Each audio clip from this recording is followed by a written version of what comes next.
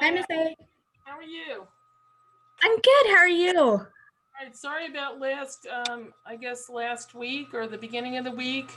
Somehow I couldn't get into Emily's email. Were you listed on there? I don't think so.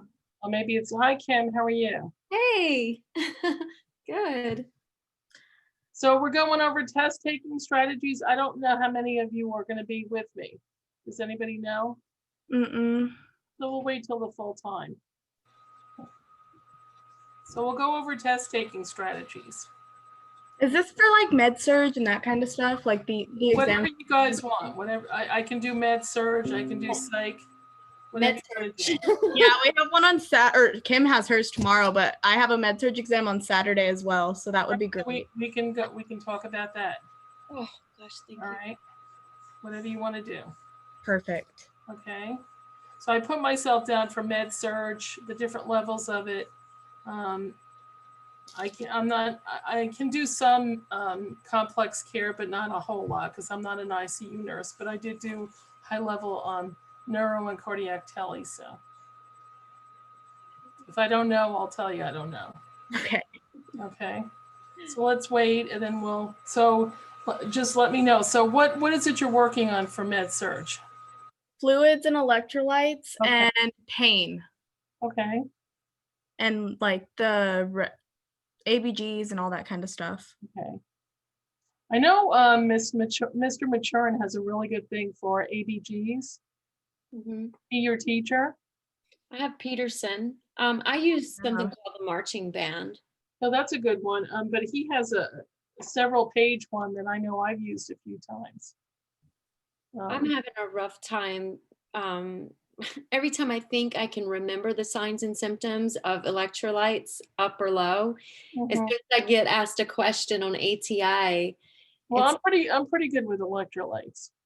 Okay. I need that too, because I have the same problem, Kim. I look at the like questions and I'm like, okay, it could be okay. I have no idea. I'm just like, I thought I knew this, but I don't at all. Well, let's wait 5 more minutes and then we'll launch into electrolytes. Then I'll go over, I went over the basics with you. I know I did with you, Kim. What about you, Alex? With how to study? Yeah, you did. Alex, did I do that with you? I'm not sure. Like the 1 hour on, 1 hour off? Oh, yeah.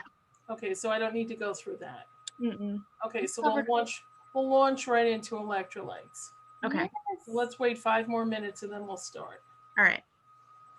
Okay. So this will be your first test coming up? Yeah. Okay.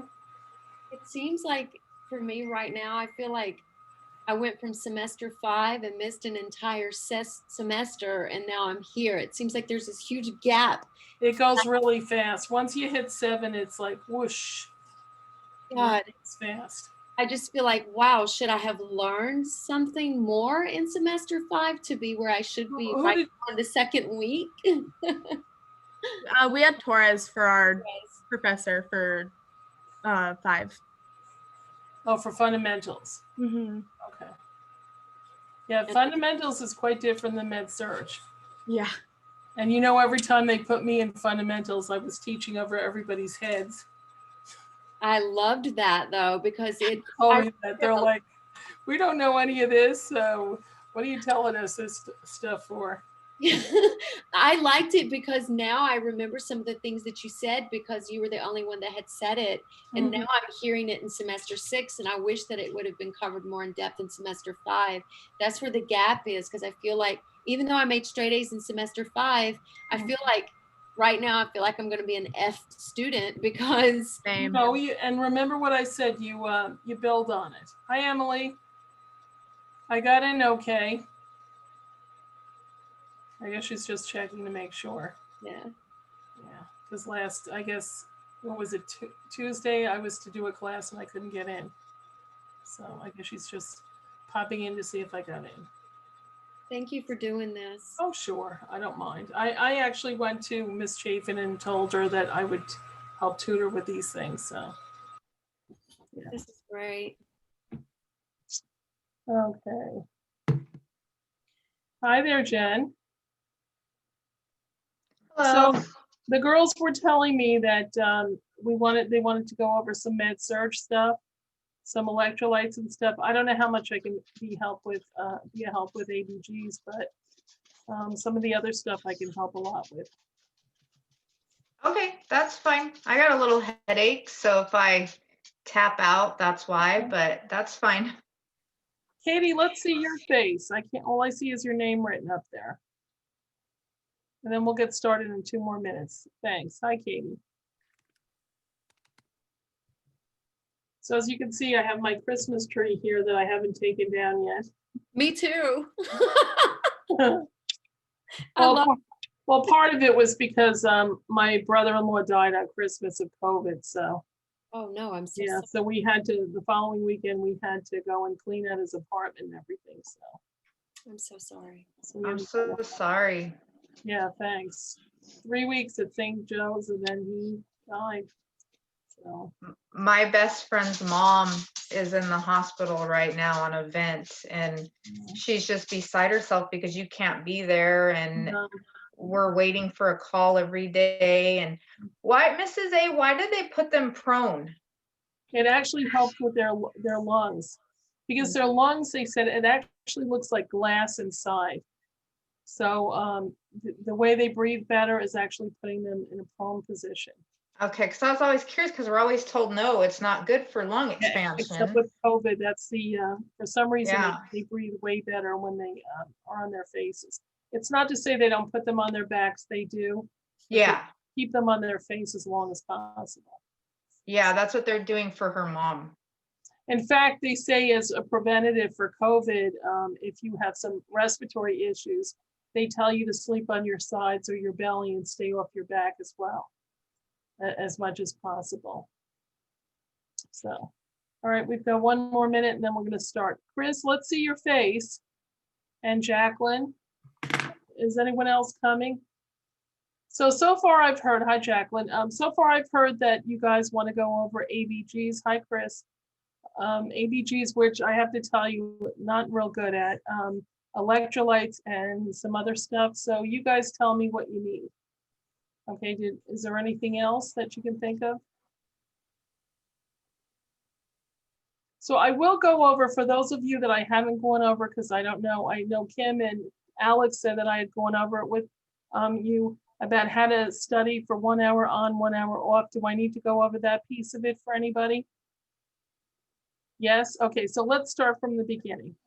So I was not the best, I always use myself in stories, as you know, as an example. So I was not an A student in high school, and I wasn't an A student really much at all until I hit college. And I found that when I studied, I would study for long intervals, and then I would go and take the test. And I also had test anxiety, and I'd be off the hook in terms of anxiety, and I would sit in front of the test like it was a foreign language, and I blew the test. And I was like, well, how's this occurring? I studied for hours at a time. I put in the time. How is it I didn't get a good grade? So I started saying, well, when I started college, I was like, you know what I was doing wasn't working. So let's try something different. So what I found was, studying in 1 hour increments, I actually had better recollection and understanding of what I was reading. So in other words, I would study, and I use the analogy of a sponge. So you have a nice brand new sponge, your kid spills milk on the table, you put the brand new sponge on it. What happens when it's fully absorbing the milk and it can't absorb anymore? Then what? Just doesn't go anywhere. It spills out. You're not going to keep it It retained. goes on the floor, and that's what happens to your brain. So if you study for more than an hour, you're not going to retain anything. So what I found from myself, because I was my own guinea pig, I studied for an hour, and then I went and did some mindless activity like sweeping the floor, doing the dishes, folding some laundry, playing with my puppies. And then I'd go back again. And I did that 4 times. And then along with, how did I study? Because I used to have to study like 6 or 7, I was in a program like you guys were, a little bit different. It was an LPN to a BSN program. So I had to take examinations, I had to do clinicals, I had to do labs, and I had to take the computerized NCLEX. So how do I study? How do I study if I have like 10 or 11 chapters due in 1 week? So what I did was I read the thing in the beginning, which said key points. Anything that had a colored box, the author had already identified as important information. And then in the back, I looked at NCLEX questions because I found frequently those were questions that were found in the test. The rest of the stuff I just scanned through. So I did that along with studying for 1 hour increments 4 times. And lo and behold, I started getting A, and then I got another A, and I got another A, and I'm like, wow, what's different here? And what I realized in the studying method was I was retaining and understanding so much more because I was doing it in short spurts rather than for many hours. I have a very short attention span. I've got ADD myself. So studying it in short increments, I found that I had better recollection. And then from that, I built like concept maps where I would, or like an algorithm. You think of an algorithm like if someone has CPR, do they have a pulse? You go one direction. If they don't have a pulse, you go another direction. So I took it to another level. And some people call this concept mapping or care planning, whatever you want to do. So with that, I had a disease process or a body system. I put in nursing interventions, patho, medications, labs, medications, and I built it out. And when I looked at that, that was application. Does that make sense? So that's what I did. So it didn't matter how the professor asked the question because I had all the concepts in front of me at the time. So instead of just memorizing and dumping the information, which probably worked in 5 and 6, you can't do that because you have to build upon that information, kind of like the basement or the foundation of a house. Does that make sense? And build it out from that piece and look at the whole thing in front of you, because I'm a visual learner. And establish what kind of learner you are. If you're an auditory and visual, you could read out loud to yourself. You could tape your instructor. Okay? Writing stuff, that sort of imprints that's information in your head. Highlighting and little mnemonics never worked for me. But figure out what works for you. Okay? All right, so any questions on that piece? Otherwise, we're going to launch right into MedSurg. Any questions, anybody? Yeah, just a quick question because it was titled like test taking. So if that's all the information, then I should probably leave this meeting. You wanted to leave now?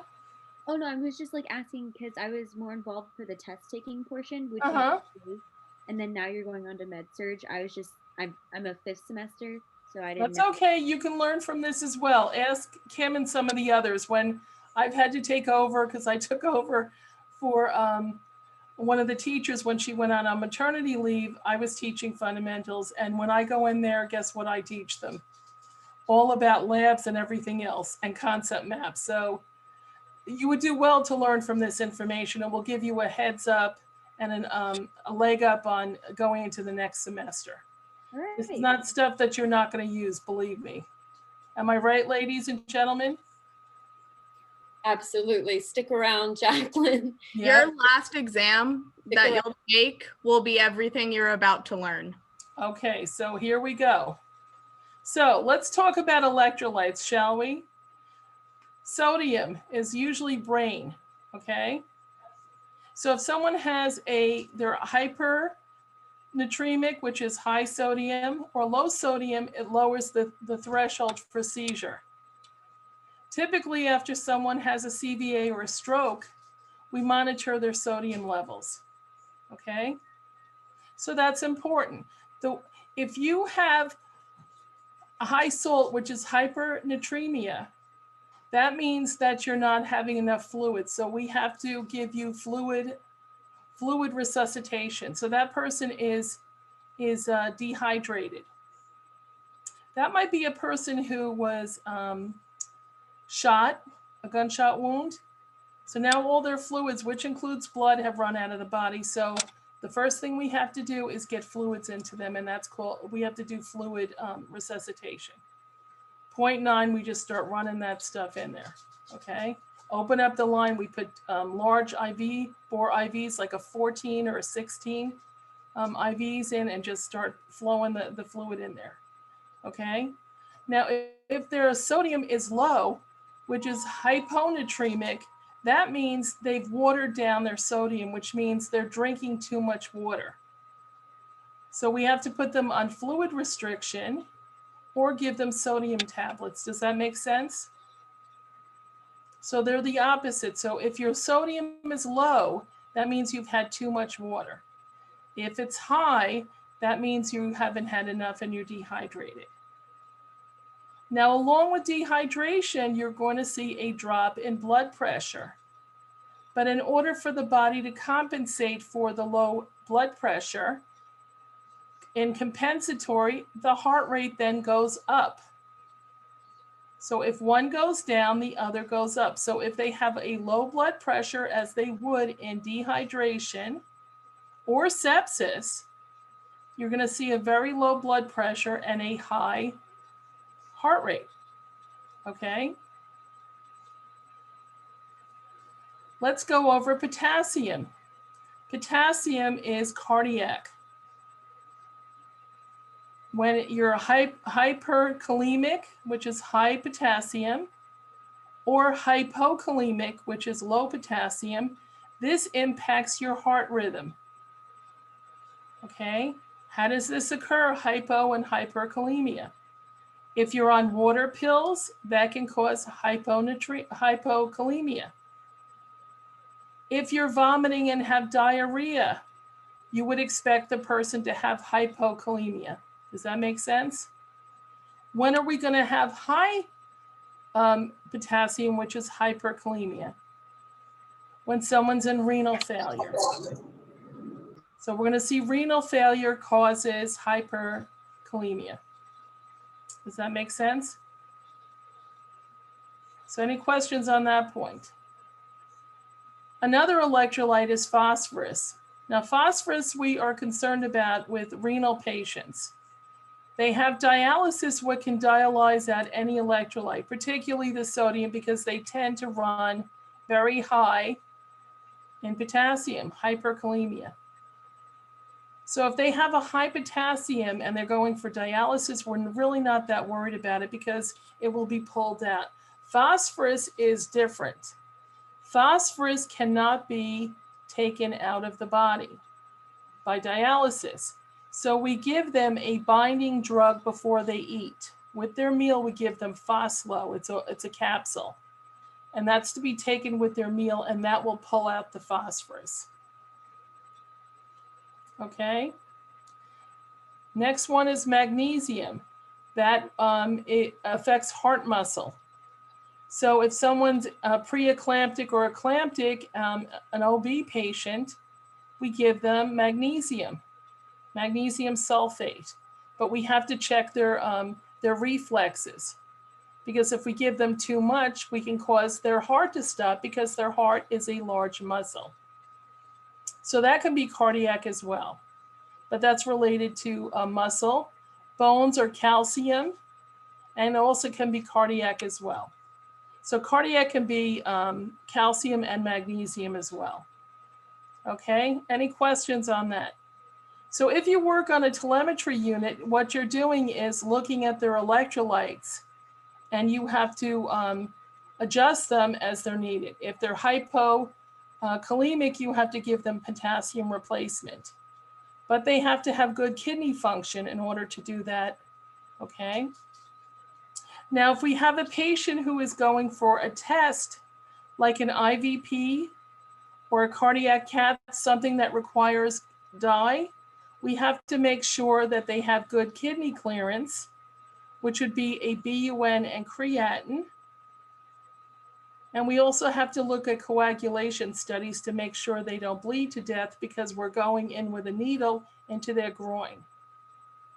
So what happens if we think they've had an MI? Because their troponin level, which is a cardiac marker, it is the definitive marker for cardiac arrest or cardiac disease.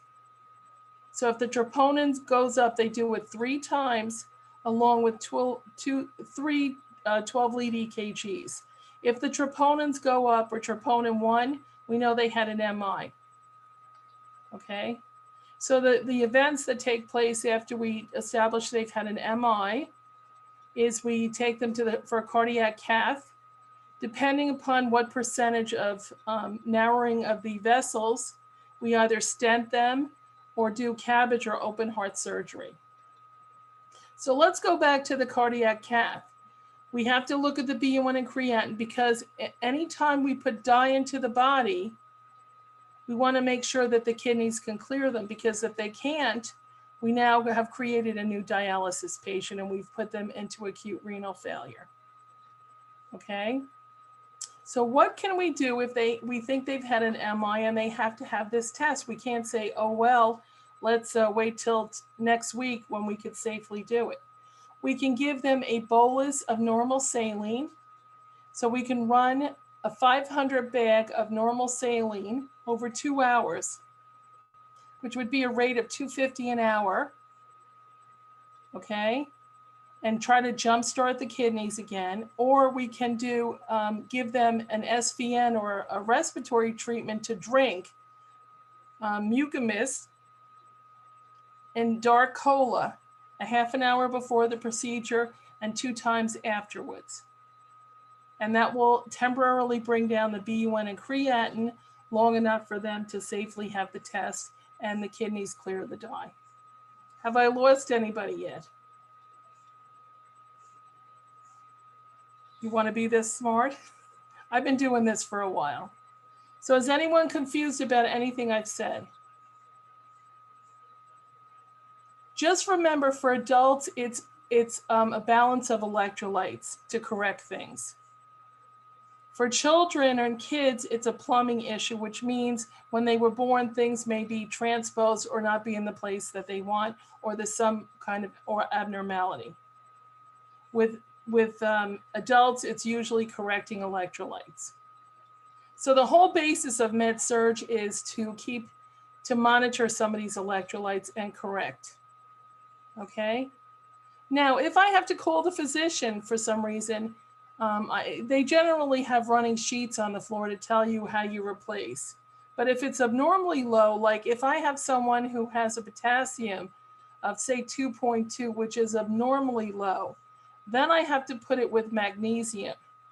Because if I just replace with potassium, it's not going to come up on its own. So what I would have to do is do potassium and alternate that with magnesium. Okay, and then that would bring it up. Again, anytime you administer magnesium, you want to check reflexes. Because if they lose reflexes, you've given too much magnesium. Okay? Any questions so far? So generally it's potassium you're replacing.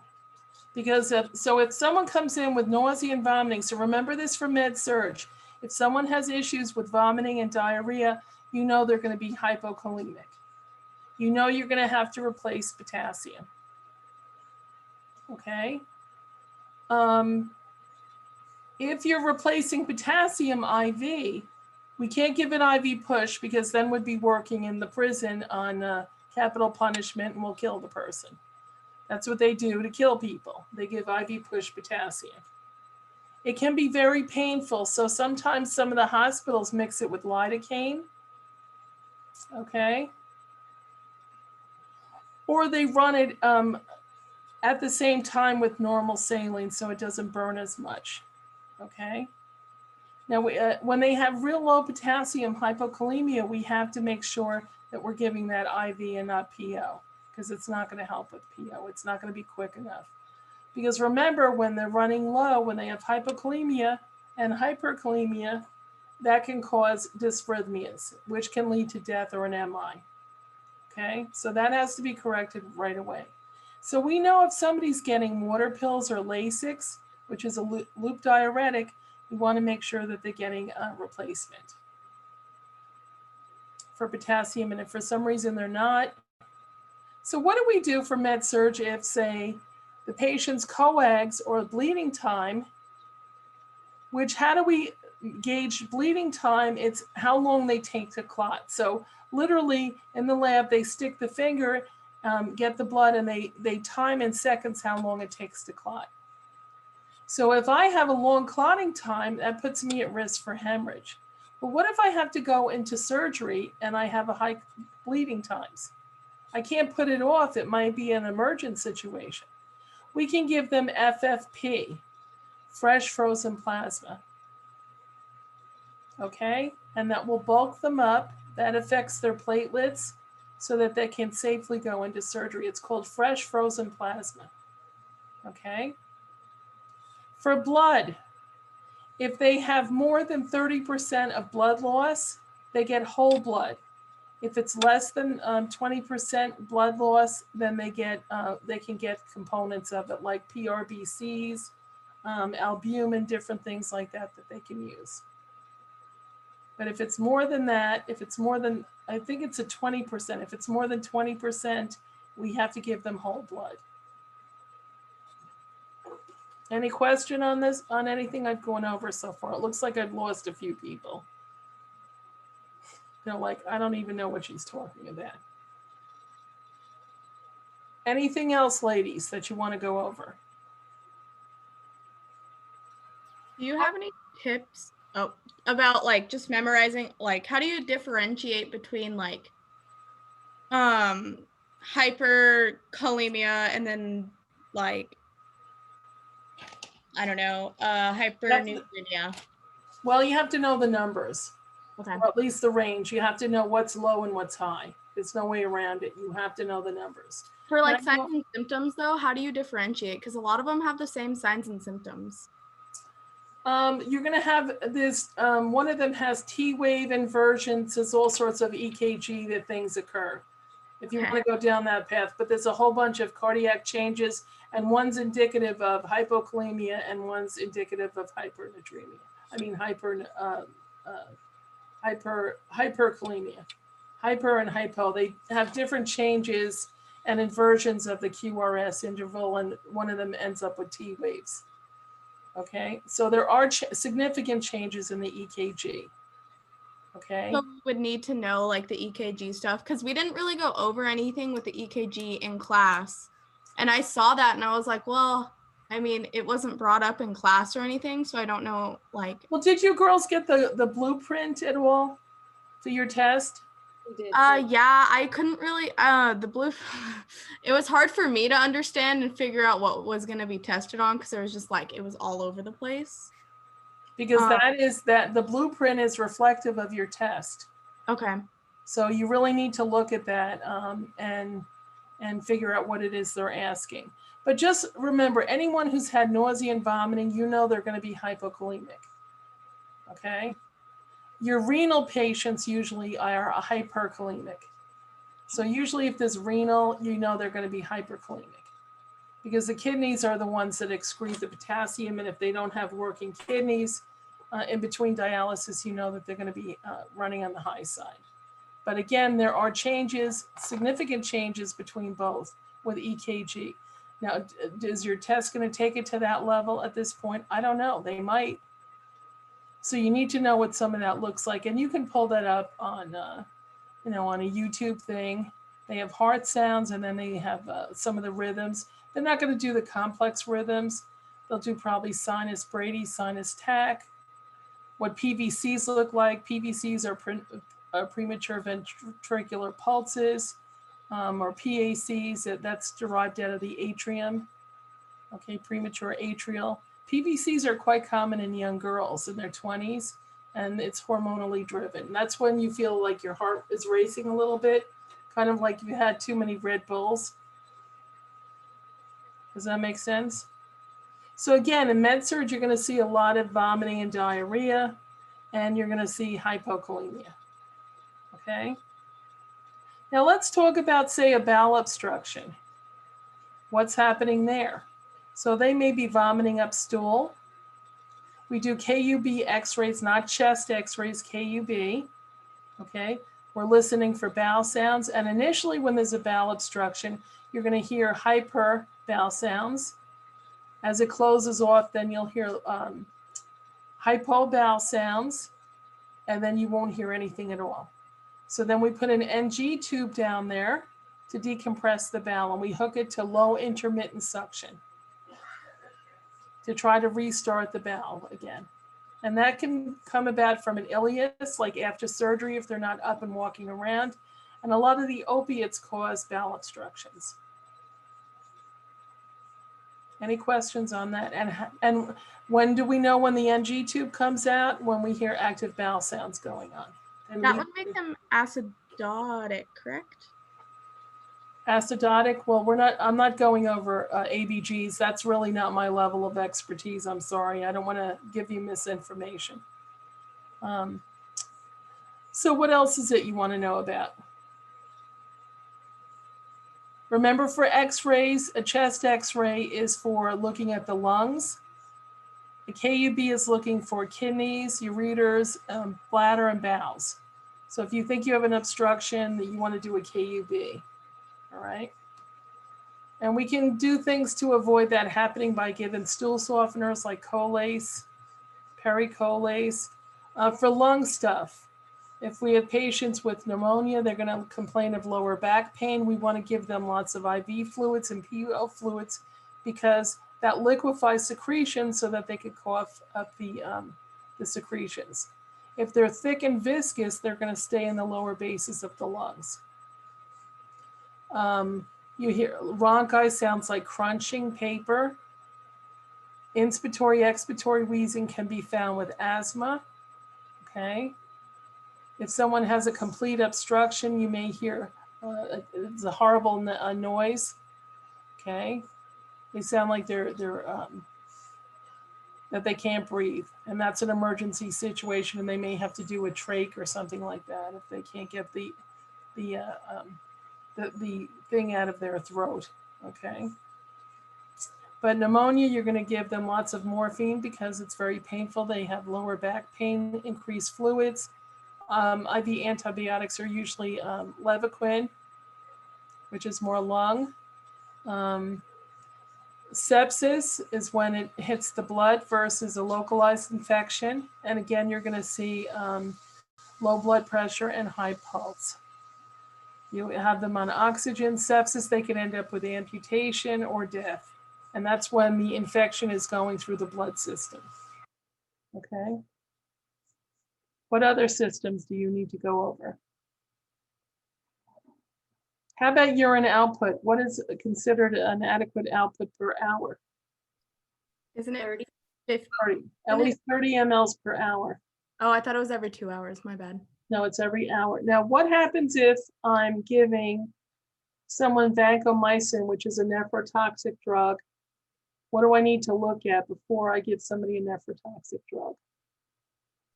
Kidney function to make sure. Kidney that they can function. So handle- I have to look at BU1 and creatinine. If it's too high and I give it, I can knock out the kidneys.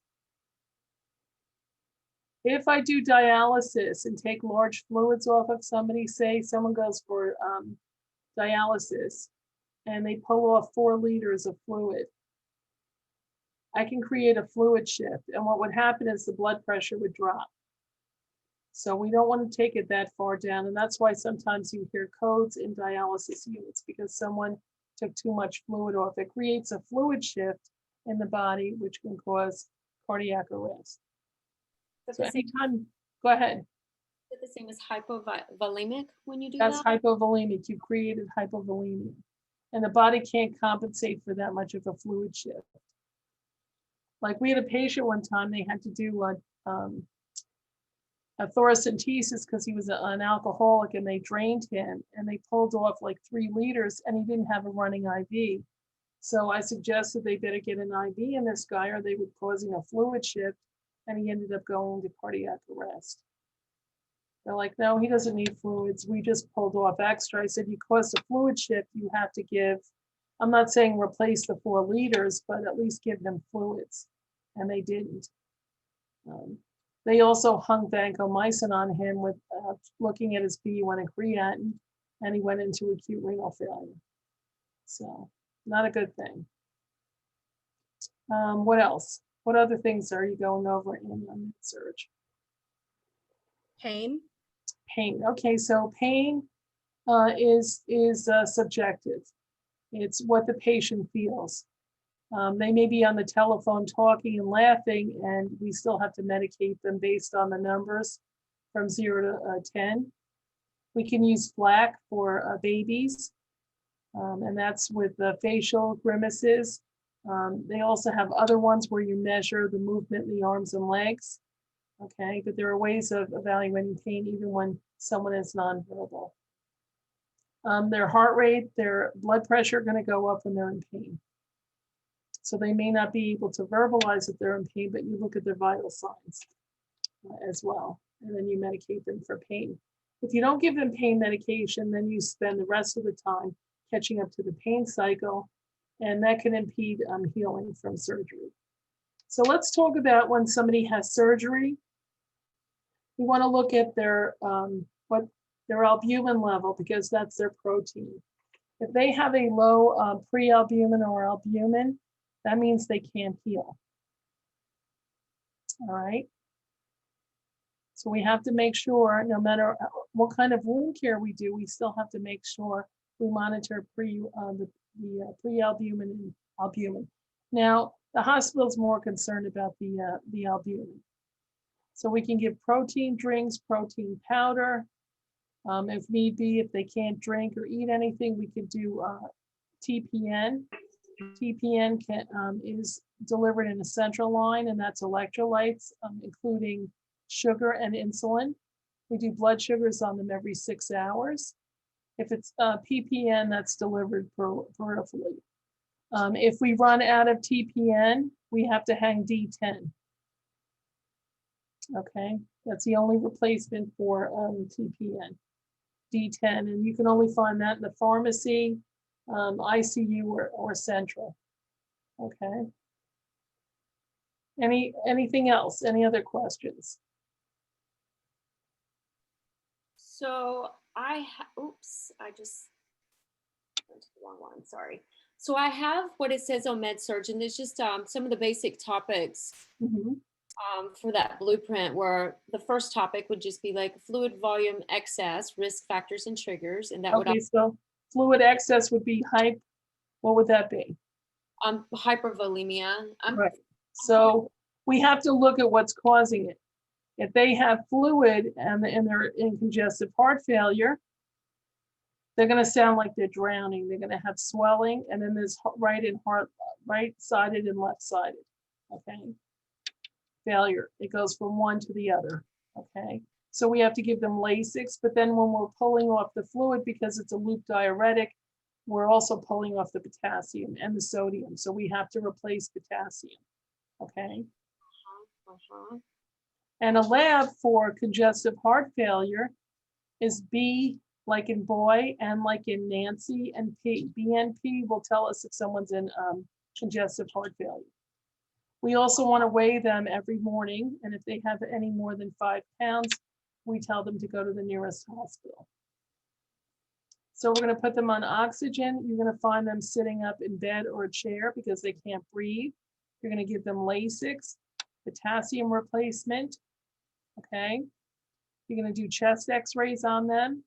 You're going to do ABGs to see if the oxygen is appropriate. We're looking at O2 sats if they're in the low range. Okay, we go, remember, from 0 to 6 in nasal O2. If that doesn't work, unless they have COPD, we put them on a non-rebreather. We can go up to 15 liters at 100%. We can then go to BiPAP if that doesn't work. We do ABGs to see if it's appropriate, and if we have to, then we intubate them and put them on a respirator. Okay. Right. That's summed up nicely. And then we have the opposite of that, which is fluid volume deficit, risk factors and triggers. Same okay, thing. so different. You're going to do large volumes of IV fluids. They're going to be hypotensive, so you're going to do things to get their blood pressure up. Okay. They're going to be LOC changes. They're going to be very, very confused. They may be non-responsive, but they're going to definitely have a change in LOC. Okay. You're going to look for skin turgor. You're going to have tenting going on, signs of dehydration. Oral mucosa is going to be dry. Okay, so the thing is immediately get them with the fluid resuscitation. Get the fluids going. Okay, what else? Electrolyte disturbances, and you covered that, but it's we went through the list, and there's just like a ton to remember. It's kind of hard to put it all together into You've got to know the numbers though. Well, I know all the ranges. It's the signs Okay. where they start to just, I'm trying to understand the concept behind the actual electrolyte in order to really not even have to think about the signs and symptoms anymore, that they just kind of pop in, you know? The most common one is the hypokalemia. It's low. You're really only going to see hyper when there's renal issues. So the more common one on med surg is when people come in with when hyperemesis, when they're vomiting a lot, if they're pregnant, or they're having lots of diarrhea, vomiting, that sort of thing. Any GI stuff, you're going to see that. And NG tube suction would also create that as well, because it's kind of like vomiting, right? When they pull it out. Well, that can cause some hyponatremia and hypokalemia. So yes, it can. So you still have to monitor their vitals, their electrolytes. But those are the most common ones. Okay. And again, you're also you have to put, that's why you have it on low intermittent suction. You don't have it on continuous suctioning. Because you told us that. Yeah. Yep. I remember. What's that? You told us that in 5 when we were doing some suction care or whatever. You were telling us that. Okay. Anything else, ladies? What else? Anything else you want to go over? So How about anyone else? Yeah, because I can keep going. You guys go. Is this everyone for med surg? Yes, no, I'm not hearing from anybody. It looks like it. Can you go over hyperkalemia, the high calcium? Okay, what do you think that looks like?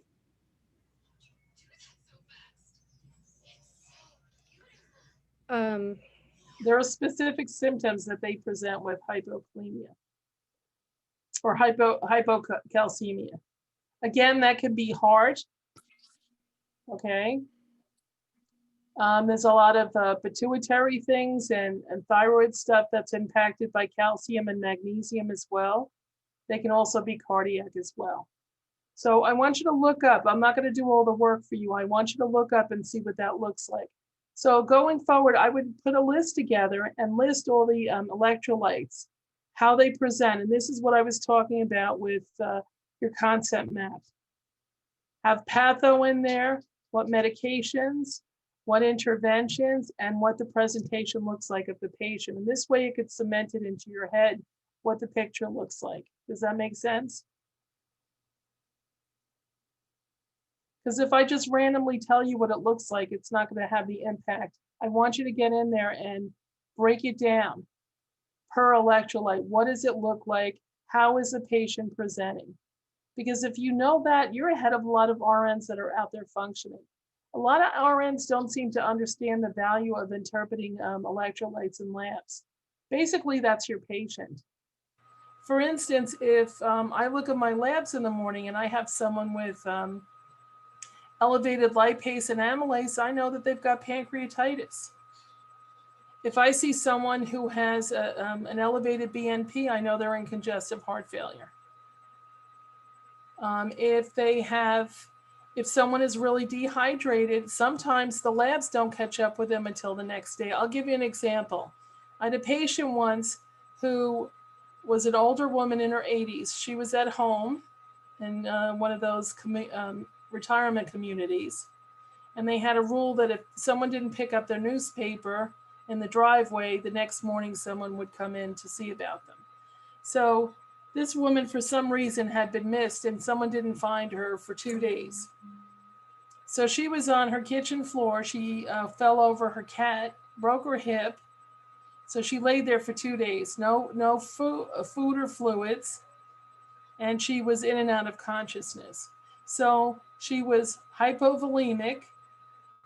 She ended up with urosepsis. So now her urinary infection went now into her bloodstream, and she had a broken hip. So many times you'll see questions about what do you take care of first? What you take care of first is the hypovolemia. So you get a lot of IV fluids in her. You treat her for the sepsis with the IVs. And then once you get her stabilized, then you send her for hip surgery.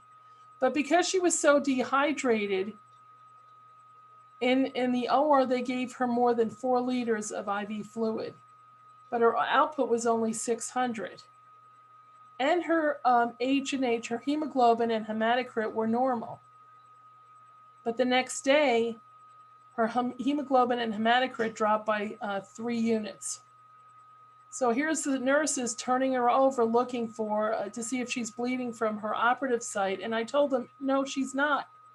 The body was so dehydrated, it took the fluids it needed and it went into homeostasis to create the fluid shift and took what it needed. And that's why the output was not significant. And that's why the hemoglobin and hematocrit dropped 3 units the next day, because that was a true reading of what really happened. She didn't hemorrhage, she was just so dehydrated. So we were falsely jacking up the numbers by giving her all that fluid volume. Does that make sense? So I was trying to explain this to some of the other RNs and we're like, I don't even know what you're talking about. I said, they're like, she's got to be bleeding somewhere. And I said, no, she's not. The body took what it needed. So if someone is super dehydrated, that's what you're going to see. There's going to be a tremendous fluid shift because the body's taking what it needs. Just like a burn patient, what kills them first is the fluid shift. They have no surface skin or very little, depending upon the percentage of burn. Okay, so if you can't keep the fluids in, they're losing volumes of fluid. So that's what ends up killing them, not infection, but because they go into hypovolemia. Because as quickly as you pump in the fluids, they're coming out. And that's why they do those Vaseline dressings around the areas that have no skin to try to trap that fluid back into the body. Okay? They also contracture easily, so that's why they put them in splints as well. And then they use scrub brushes to get the dead skin off, because you can't get new skin formation on dead skin. Okay? So you're really monitoring electrolytes for that crowd of people as well. Does that make sense? So I don't know if you had burns in there, but there you go for burns. All right. Anything else? Andre, do you have a question? Yes, I had a quick question. I don't know if you talk about this, but the difference between isotonic, hypertonic, and hypotonic solutions. Mm-hmm. I mean, I understand that isotonic kind of like there's no shift, there's no changes. No. So those are the ones that we do for like dehydration, right? Isotonics. That's the ones we do for hypovolemia, but we give albumin to people that are at third spacing. So say if someone is third spacing, which means the fluid is outside of the cell. It's opposite of congestive heart failure. Congestive heart failure, the fluid is inside the cell, so we give Lasix to get rid of it. And the expectation is their output will be significant. If they're third spacing, and I think of the Michelin Man. Has anyone ever seen the Michelin Man? The guy who's all puffed up. He's a white guy with a little beanie on his head. For third spacing, you're going to see fluid coming out of the pores. That means it's outside of the cell. So we have to give them the protein, which is albumin, to put it back into the cell. So we're not going to see a significant output because we're putting the fluid back into the cell. All right? Does that help you at all? Yes, thank you. The other thing is you have to memorize what is appropriate. They usually give LR in the ORs. Most times they use 0.9 though. And when we give blood, we use 0.9 as well. That's more often used than anything else. When we have TPN that runs out, we give D10. Okay? So most times it's 0.9. Okay? But again, you have to memorize what's isotopic and all the other stuff. And just make a list and go over that. What else? Anything else?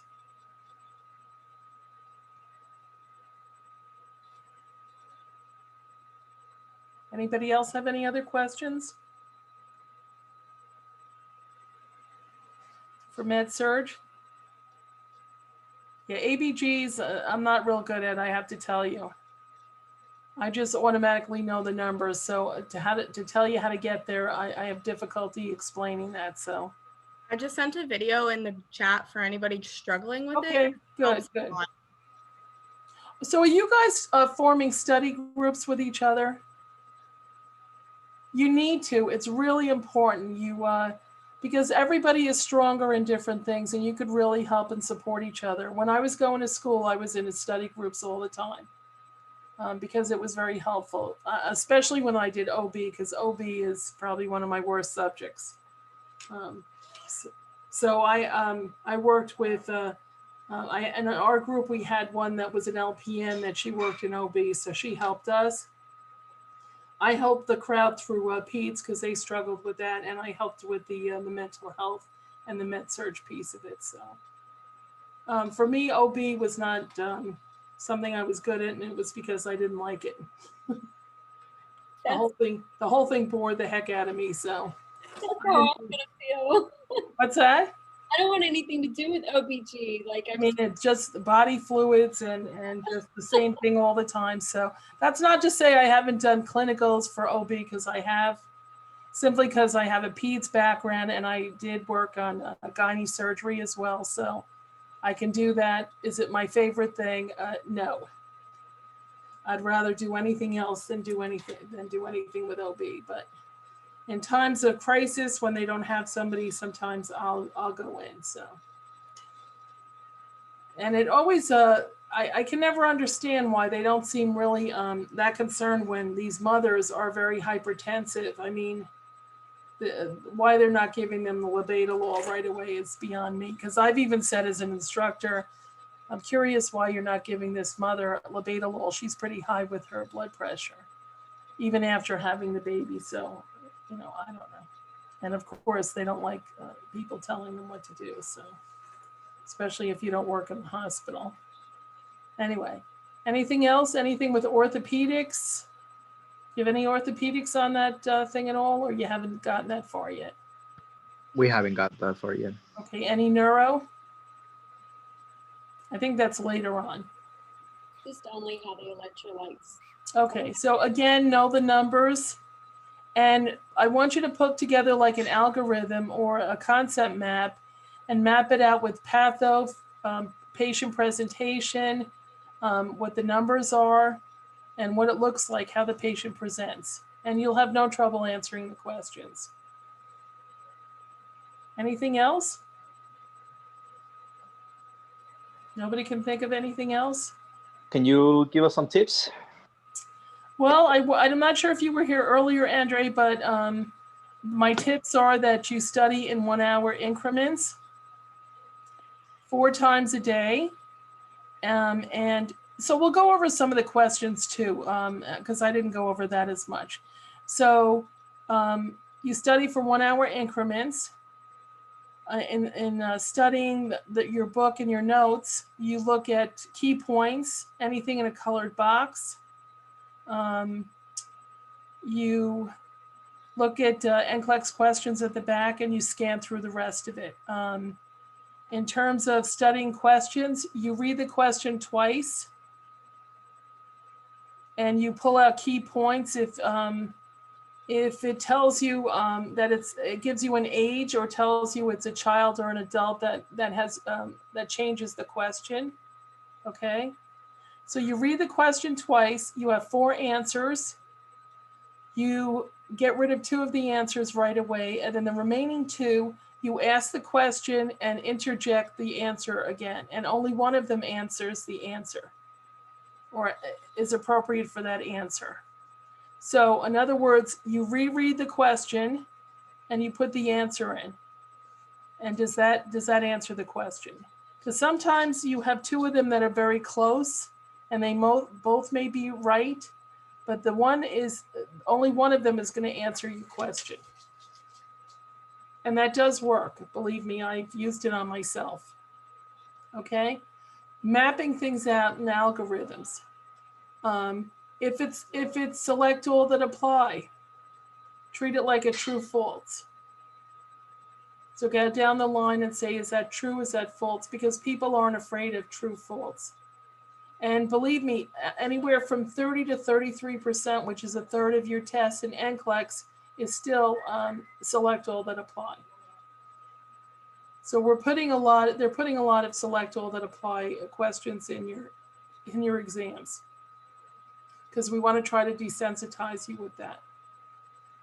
Does that make sense? I know people are afraid of them, but don't be afraid of them. Embrace it. Read the question, go through each answer, and go true, false, and answer it that way. For the other ones, read it. Read it again. Get rid of two of the answers. The remaining two, put each of them one at a time back into the question. Does it answer your question? Don't interject little things in there. If they're only asking about one patient, you don't say, oh, well, that can't be true because the nurse probably has 5 or 6 more patients. And I will ask you, where does it say that the person has 5 or 6 more patients? Unless they tell you you're on a med-surg unit. Okay? If they tell you you're in a nursing home, that's different. If they ask priority of care, who to see first, it's not always the person with the oxygen, because if it says in the question that they have chronic COPD and their O2 sat is 84, that may be an appropriate level for what they've been living with. You may want to see someone right away who has a trach, who can't communicate to you. All right? If someone has stooled all over themselves, that's not a medical emergency. It's inconvenient, but that's not the person you would see right away. It's someone who can't communicate and is at risk of choking or having problems. So if I have a patient with a trach, that's usually always the first one I'm going to go see to make sure they don't have a trach plug going on. I go in the room, I want to make sure they have suction equipment, an ambu bag. If they have a trach, I want to go with a size lower. So if they have a 6 Shiley, I want to have a 5 in there. I want to have suction catheters and working suction and humidification going on. So I want to check all of that right at the start. Any other questions? Has this helped at all? Yes? Okay. I didn't hear from the other 4, so I can't say. Andre, did this help? Yes, thank you. Nicole, Katie, Yahara? Yes? Yeah, thank you. Okay. Can anyone think of any more questions? If you need me again, just reach out to Emily, Ms. Chafin, and we can set stuff up again. Again, I can pretty much do most levels of med-surg, psych, and peds not so much. There's too many more people that are experts in that, so I step back from that one. All right. So if there's nothing else. Mrs. A, Yeah. do you have a schedule of your times that you will be offering tutoring like this so that I can sign up for those sessions? I don't really have a schedule, but offer days and Ms. Chafin can get back to me and I'll let her know what I can do. Okay. And I do what I can, but again, I've got a lot of things going on. I'm doing Sims. I'm teaching 3 IHI courses and mental health and doing my own labs for that. So I know you're busy. And so wow, this was amazing having you do this for us. Anytime. So I've been a nurse for like 40 years. And as I've told some of you, I did my NCLEX in 35 minutes. So it's a 6-hour test. So I'm pretty good at computerized tests as well. So if I can help at all, I'll be happy to help. So again, go through Ms. Chafin and I'll let you know what my availability is. She emails me dates and I tell her if I can do it and if I can't. Okay? Any questions, any comments, anything? Yes, no? No, thank you so much. You're welcome, and good luck on your test. Are you all taking the med-surg tomorrow? Yes? Okay. Taking it on Saturday. You're taking yours on Saturday, Yes. but you're doing also med-surg? Yes. And what about you, Nicole and Katie? What about you? You ladies? I take it on Saturday, the med-surg exam. Okay. All right. Well, I think you'll be prepared, but do what I say. Do some concept mapping and look at how the patient presents along with pathophysiology, because if you have an understanding of it and how things work, you're not going to forget it. And it doesn't matter how the professor asks the questions. Okay?